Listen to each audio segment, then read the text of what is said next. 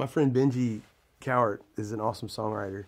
And the first time we ever really sat down to write together was via Skype. He was leading worship in Buffalo, New York.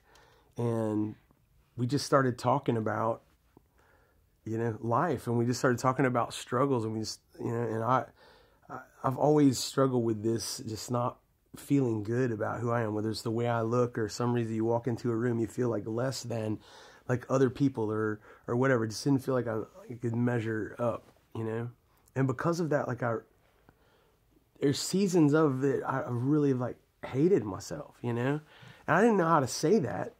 But as we're talking about it, I had this little chorus that I showed him, I am redeemed. And these verses just started pouring out, you know what I mean? Just out of the conversation. And so when the song was done, I was like, oh, I feel better. You know what I mean?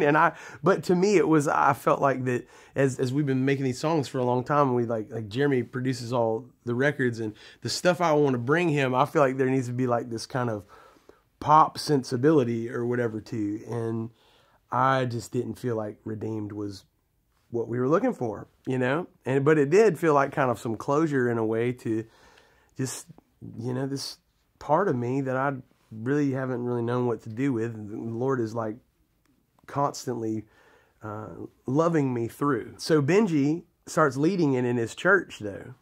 He calls some a couple months later and he's like, Weave, did you ever show anybody Redeemed? And I was thinking about it. I was like, no, I didn't. I never really got around to it. And he goes, man, we've been doing it in our services. And I just got to tell you, God's all over this song. People are just asking for a way to get a hold of it. And it's become this anthem in our church. And I'm like, no way, man. That's awesome. So I just sent it to my dad and I sent it to, our A&R guy.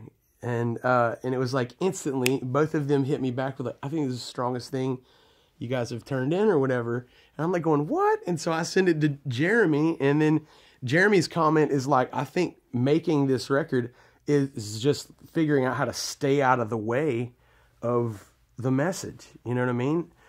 And I'm like, man, I guess I just don't know anything anymore, And sure enough, when we began to play it at shows, man, people were just shouting things out, and we're going it was good things this time though, you know what I mean?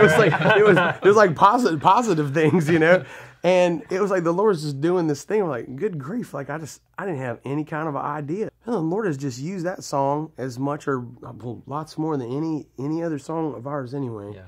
And we hear stories from all over the world of what Jesus did with that song, because it's about identity, and I feel in or out of church, man, we struggle with that.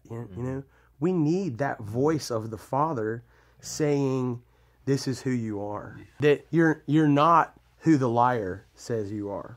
You're not who your failures say you are, You're not the sum of your, life disappointments. You are a product of, and a recipient of, the love of Almighty God. He's the one who picks us and invites us.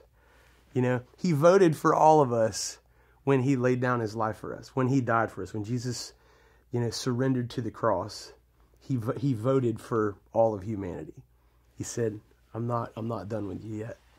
I'm not done with you. There's a second chance for every one of you.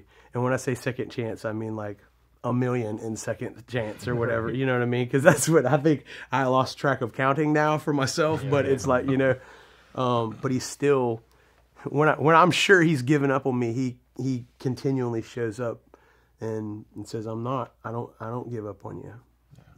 I love you still,